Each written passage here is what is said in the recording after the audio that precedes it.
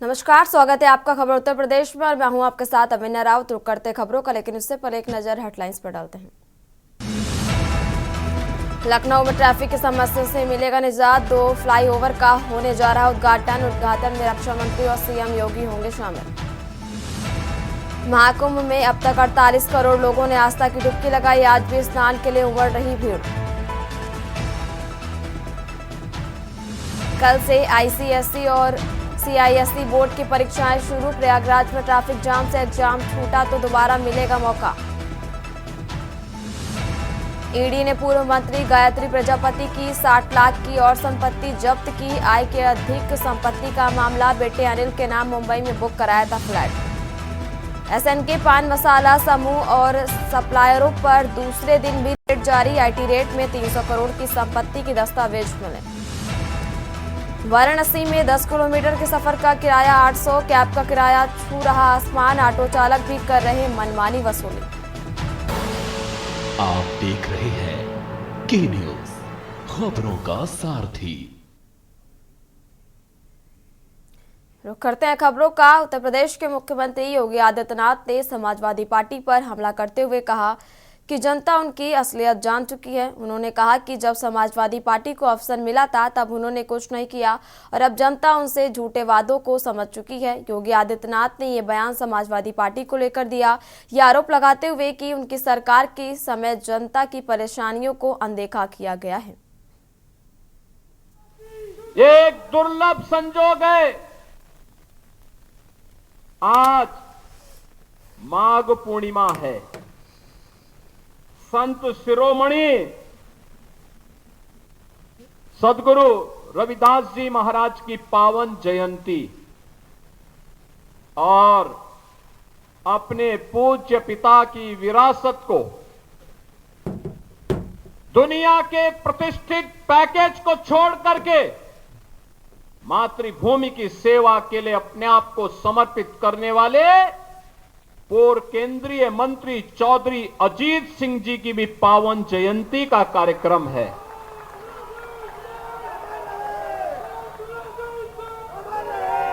उनकी पावन जयंती के अवसर पर आज हमें यहां पर चौधरी साहब की इस पावन भव्य प्रतिमा के लोकार्पण का अवसर प्राप्त हुआ। मैं इस अवसर पर उनकी स्मृतियों को नमन करते हुए प्रदेश सरकार और उत्तर प्रदेश वासियों की ओर से उन्हें विनम्र श्रद्धांजलि अर्पित करता हूं।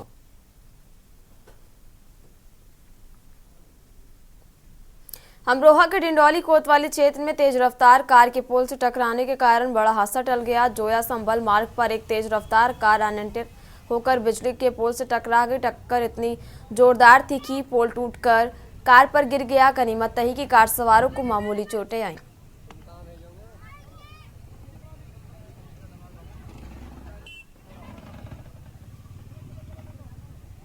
छब्बीस जून 1975 में भारत के प्रधानमंत्री इंदिरा गांधी का द्वारा उच्च न्यायालय के आदेश पर अवहेलना करते हुए देश में लोकतंत्र की हत्या कर लगाई गई इमरजेंसी में लोकनायक जयप्रकाश नारायण के आह्वान पर देश भर में जेल भरो आंदोलन चलाया गया। उस समय जो लोग जेल गए थे उन्हें उत्तर प्रदेश सरकार ने लोकतंत्र सेनानियों का दर्जा देते हुए सम्मान के साथ पेंशन भी दी गई।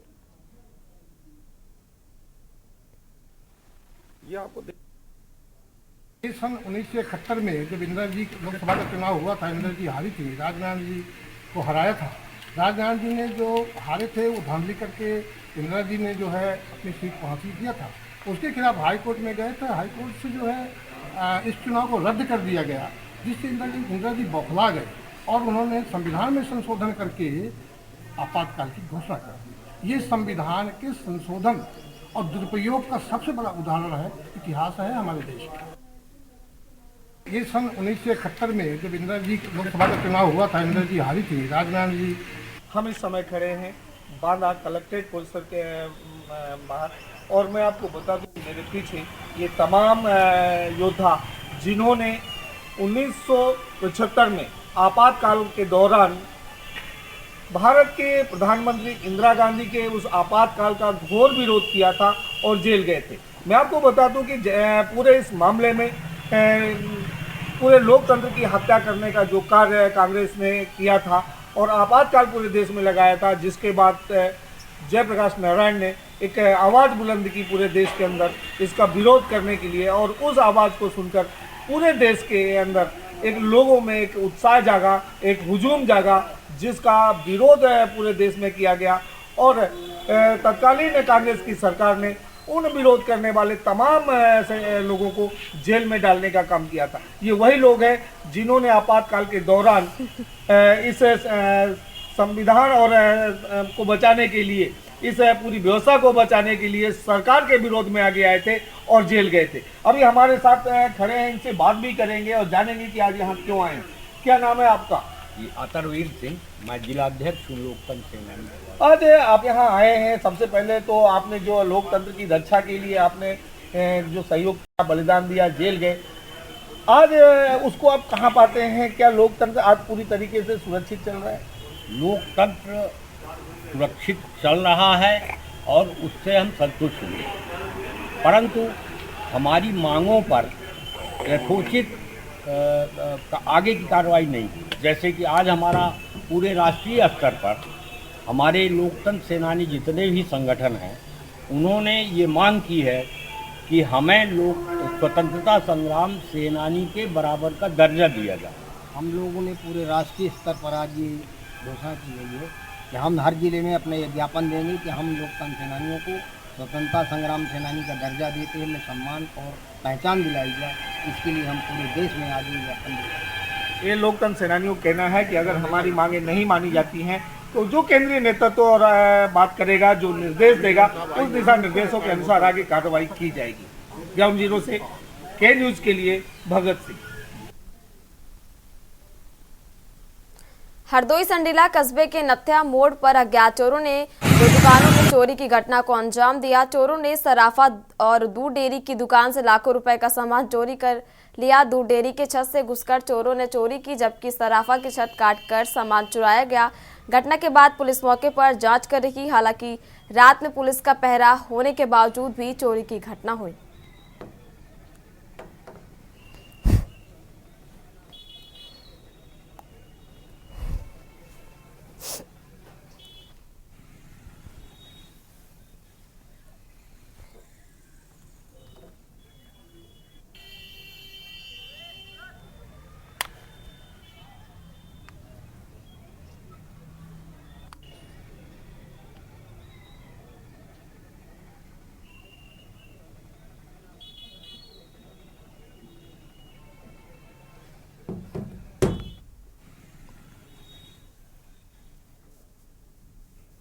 कानपुर में इनकम टैक्स विभाग ने सुपारी कारोबारी के ठिकाने पर छापेमारी की। कानपुर के कई स्थानों पर एक साथ छापेमारी की गई, जहां इनकम टैक्स की अलग अलग टीमों ने दस्तावेजों की जांच की। छापेमारी की द्वयनगर के सुपारी कारोबारी, स्वरूप नगर के कत्था कारोबारी और एक सुगंध कारोबारी के ठिकाने पर कार्रवाई की। ये कार्रवाई कानपुर में एक बार फिर इनकम टैक्स विभाग द्वारा की गई है।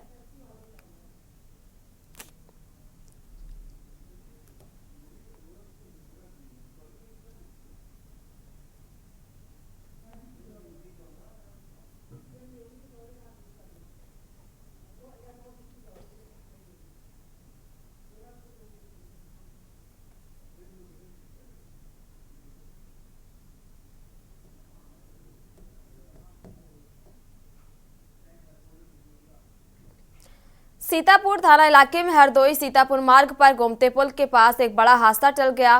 पुष्कर से मथुरा आ रही मिनी बस एक कंटेनर को बचाने के प्रयास में अनियंत्रित हो गई और 30 फीट गहरे गड्ढे में गिर गई। गनीमत रही कि कोई बड़ा हादसा नहीं हुआ और वाहन में सवार 15 यात्रियों को सुरक्षित बाहर निकाल लिया गया।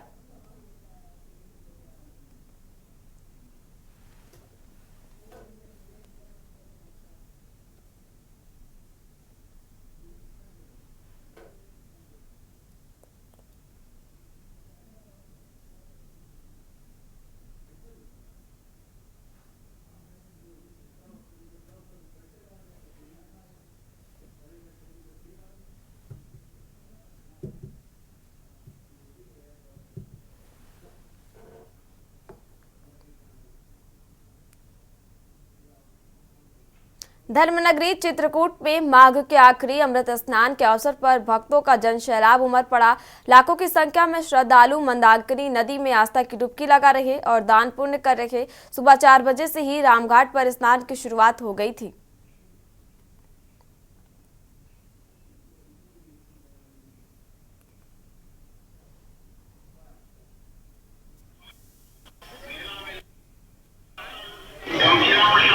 आज इस पावन दिवस पे लगातार श्रद्धालु की भीड़ आ रही है रामघाट पे स्नान करने के लिए। इसके लिए प्रशासन और पुलिस की तरफ से सारी व्यवस्था हम लोगों ने किया है। पार्किंग प्लेसेस और होल्डिंग प्लेसेस सारे हमारे फुल चल रहे हैं और इसके अतिरिक्त परिक्रमा मार्ग पे भी सारे हम लोगों ने साफ सफाई और सारा व्यवस्था किया हुआ। मेरी सारी फ्रेंडों को लेकर यहाँ पर चित्रकूट धाम आई है और मुझे यहाँ के बहुत अच्छा लगा। यहाँ की प्रशासन की व्यवस्था भी काफ़ी अच्छी है और हमें तो बहुत आनंद आया है। महाकाल बाबा ऐसा भी जब भी ऐसे हैं तो सभी को आनंद मिला तो यहाँ आकर हमें आपकी व्यवस्था।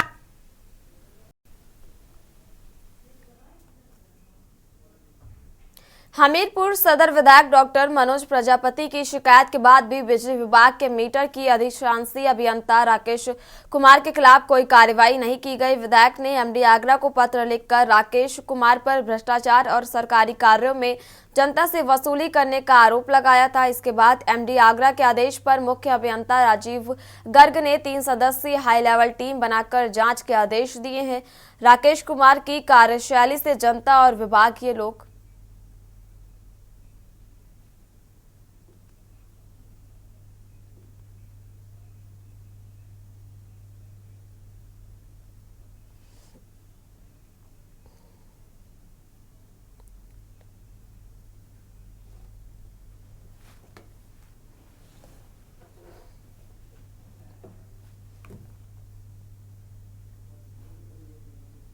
डीह थाना क्षेत्र के घाटमपुर गांव में किसान मंगल यादव की लाठी डंडों से पीटकर हत्या कर दी गई थी। इलाज के दौरान उसकी मौत हो गई थी, जिसके बाद पुलिस ने गैर इरादतन हत्या का केस दर्ज किया था। इस मामले में सपा के विधानसभा प्रभारी आदर्श यादव समेत दर्जनों लोग थाने पहुंचे और हत्या की धाराएं बढ़ाने की मांग की। मृतक के परिजनों के साथ सपाइयों ने पुलिस से हत्या की धाराएं लागू करने का दबाव भी डाला। पुलिस ने 3 नामजद आरोपियों को गिरफ्तार कर जेल भी भेज दिया है।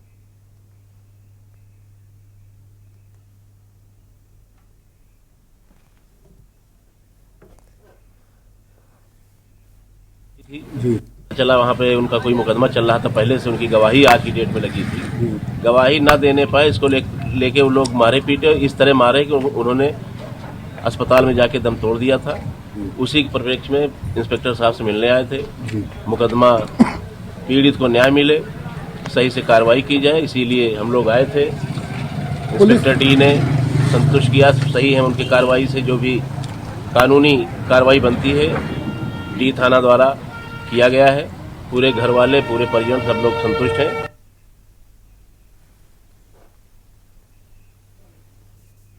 माघ माह की पूर्णिमा पर जनपद हापुड़ की तीर्थ नगरी ब्रज घाट में श्रद्धालुओं का आस्था का सैलाब उमड़ पड़ा। लाखों श्रद्धालु गंगा में आस्था की डुबकी लगा रहे और दिवंगत पितरों की आत्मा की शांति के लिए पूजा अर्चना भी कर रहे थे। माघ पूर्णिमा के इस पावन अवसर पर दूर दूर से लोग ब्रज घाट पहुंचे हैं।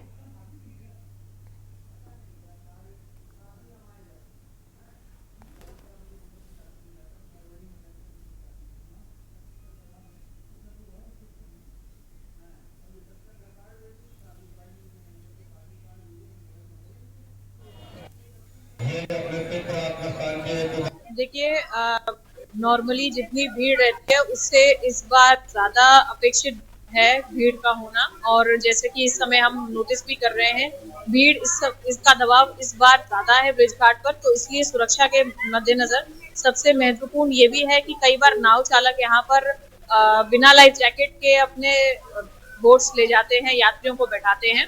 तो इस बार से बहुत स्ट्रिक्ट इम्प्लीमेंटेशन हम करा रहे हैं ताकि कोई भी दुर्घटना होने पर एक लाइफ जैकेट की व्यवस्था हमेशा रहे।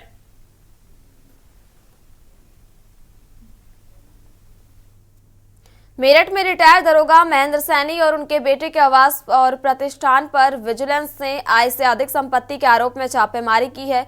महेंद्र सैनी और उनके बेटे नई दिल्ली पब्लिक स्कूल के मालिक है। विजिलेंस की टीमें कई घंटों से स्कूल और उनके 2 घरों पर छापेमारी कर रखी है। इस दौरान कंप्यूटर, लैपटॉप समेत कई दस्तावेज को जब्त भी कर लिया गया है।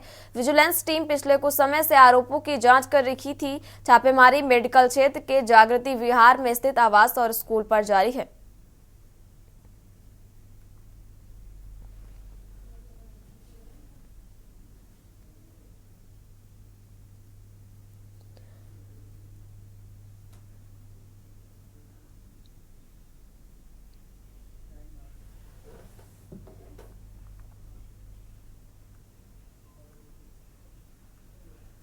रायबरेली के 300 साल पुराने श्री मां शीतला शनि सरकार मंदिर में 13 से 17 फरवरी तक श्री खाटू श्याम जी की प्राण प्रतिष्ठा का कार्यक्रम आयोजित किया जाएगा।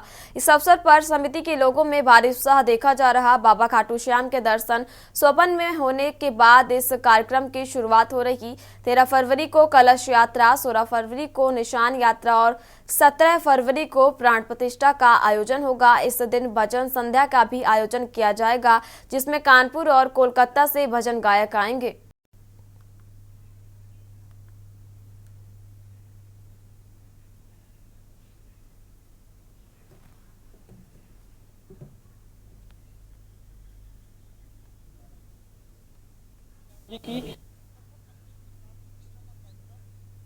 फरवरी से 17 फरवरी तक अनवरत चलने वाला है, जिसमें प्रथम चरण में 13 फरवरी को कलश यात्रा जो चंदापुर कोठी से प्रारंभ होकर यहाँ अय्या रायपुर माँ शीतला माता मंदिर तक आएगी, जिसमें महिलाएं सब कलश लेके चलेंगी।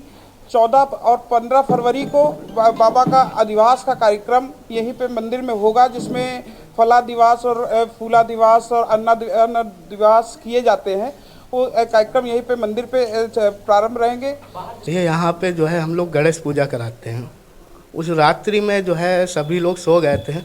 उसके बाद हमें एक रात में स्वप्न आया, इसी मंदिर पे ही थे हम लोग।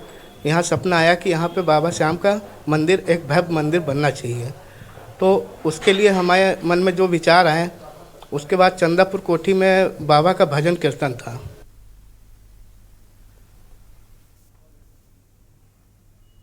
आगरा में पुलिस ने धोखाधड़ी करने वाले गैंग का पर्दाफाश किया है और एक महिला और पुरुष को गिरफ्तार भी किया।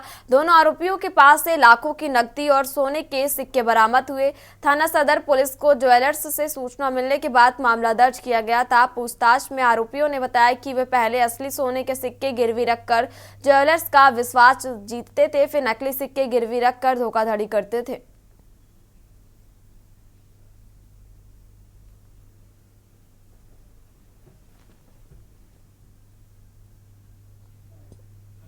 देखिए, कुछ समय पहले थाना सदर बाजार में एक मुकदमा पंजीकृत कराया गया था, जिसमें एक व्यापारी के साथ में सोने के बदले ओरिजिनल सोने के नाम पर धोखाधड़ी की गई थी।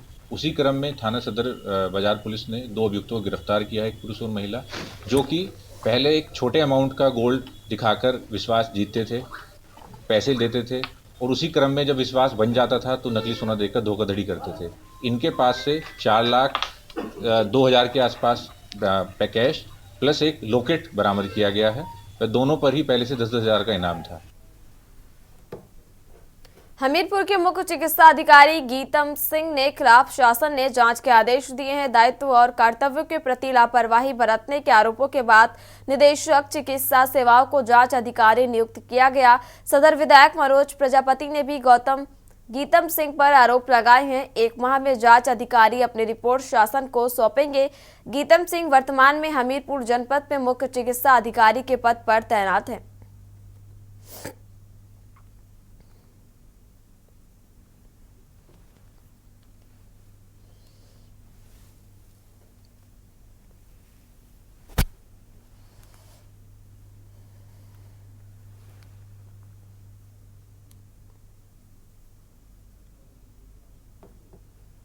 बीएसपी सुप्रीमो मायावती ने पार्टी के खिलाफ गतिविधियों में लिप्त रहने के आरोप में डॉक्टर अशोक सिद्धार्थ, पूर्व सांसद श्री नितिन सिंह और मेरठ के जिला नेताओं को पार्टी से निष्कासित कर दिया। मायावती ने एक्स पर पोस्ट करके इस कार्रवाई की जानकारी दी। उन्होंने कहा, इन नेताओं ने पार्टी के खिलाफ गुटबाजी और अन्य विरोधी गतिविधियों में भाग लिया, जिसके कारण ये सख्त कदम उठाया गया है।